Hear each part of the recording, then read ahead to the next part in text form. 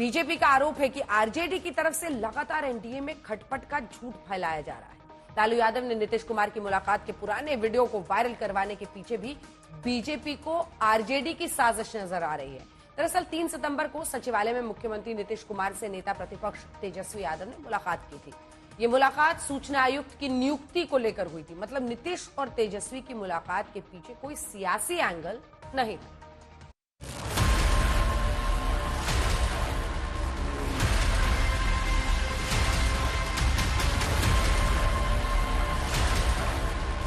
तेजस्वी यादव से मुलाकात के सियासी अटकलों पर नीतीश कुमार ने आज विराम लगा दिया।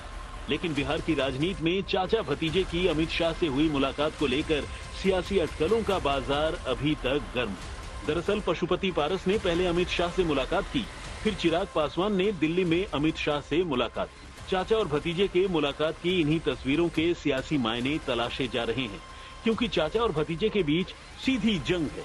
दोनों की राहें जुदा हैं। अब सवाल यही है कि मुलाकात के पीछे की पूरी कहानी क्या है। ढंग से बहुत सौहार्दपूर्ण वातावरण में बात हुई और जो लोकसभा के चुनाव में हमारी पार्टी के साथ जो उचित सम्मान नहीं मिला, इस पर भी हमने चर्चा की और उनके द्वारा आश्वासन मिला कि भविष्य में आने वाले समय में आपके पार्टी को और आपको उचित सम्मान, एक भी सीट नहीं मिला। और मैं जब प्रदेश से पदाधिकारियों की बैठक और जिलाध्यक्षों की बैठक बुलाया तो 100% लोग हमारे बैठक में आए। पशुपति पारस का दावा यही है कि आने वाले दिनों में उनकी पार्टी को सम्मान और इनाम मिलेगा। लेकिन चिराग पासवान के एनडीए में रहते चाचा का कद कैसे बढ़ेगा, ये बड़ा सवाल है, क्योंकि पशुपति पारस लगातार भतीजे चिराग पासवान पर हमलावर है। कि कुछ ऐसा भी दल है बिहार में जिसका 5 गो सांसद जीता, लेकिन उसके सब पदाधिकारी भाग गए।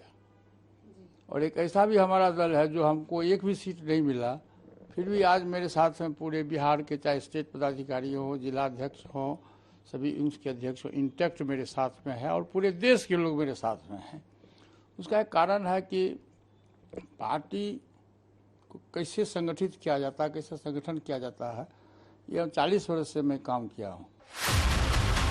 मतलब यही है कि चाचा और भतीजे के बीच सीज फायर नहीं हुआ है। ऐसे में चाचा को एनडीए में तवज्जो मिली तो इसका सीधा मतलब है चिराग पासवान का कद घटेगा। क्या बीजेपी की टॉप लीडरशिप के साथ पशुपति पारस की बातचीत की वजह से चिराग पासवान अंदर खाने नाराज हैं? अगर सब कुछ ठीक है तो कई मुद्दों पर चिराग का स्टैंड बीजेपी से एकदम अलग क्यों है? मुद्दा लेटरल एंट्री, चिराग ने विरोध किया। मुद्दा वक्फ बोर्ड, चिराग ने विरोध किया। मुद्दा जातिगत जनगणना, विपक्ष के साथ नजर आए। भले ही नाराजगी की अटकलों को चिराग पासवान ने खारिज कर दिया हो, लेकिन कई मुद्दों पर अपनी सरकार से असहमति को लेकर केंद्रीय मंत्री जीतन राम मांझी भी चिराग पर सवाल उठा रहे हैं। चिराग पासवान अगर खड़ा कर रहे हैं तो गलत है। हम लोग आरक्षण के विरोधी नहीं हैं।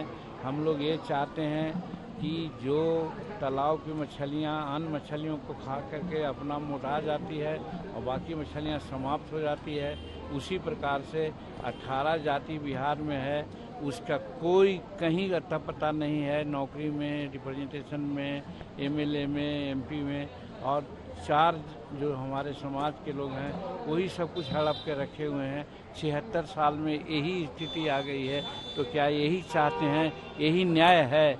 बड़ा भाई सब बेईमानी करके खा जाए, छोटा भाई को छोड़ दे, तो हम बंटवारा चाह रहे हैं। आखिर चिराग के दिमाग में चल क्या रहा है? तो इसे लेकर 2 थ्योरीज सामने आई हैं। पहली थ्योरी, चिराग पासवान 2025 विधानसभा चुनाव के लिए प्रेशर पॉलिटिक्स का खेल खेल रहे हैं। दरअसल 2020 विधानसभा चुनाव में पार्टी के पास 6 सांसद होने के बावजूद विधानसभा में सिर्फ 23 में से 25 सीट का ऑफर दिया गया। चिराग 35 से 40 सीट चाहते थे। जब बात नहीं बनी तो चिराग पासवान ने अलग चुनाव लड़ा।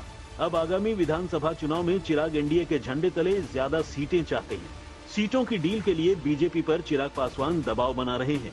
दूसरी थ्योरी ये है कि चिराग पासवान को पार्टी में टूट का डर सता रहा है, क्योंकि उनके चाचा लगातार बीजेपी की टॉप लीडरशिप के संपर्क में हैं। चाचा की वजह से ही पार्टी टूटी थी और चिराग पासवान को बाहर का रास्ता दिखा दिया गया। ऐसे में पार्टी में दोबारा टूट के डर से चिराग पासवान प्लान बी पर काम कर रहे हैं। अब सवाल है कि क्या चिराग पासवान विधानसभा चुनाव से पहले बड़ा खेल कर सकते हैं? आज तक ब्यूरो।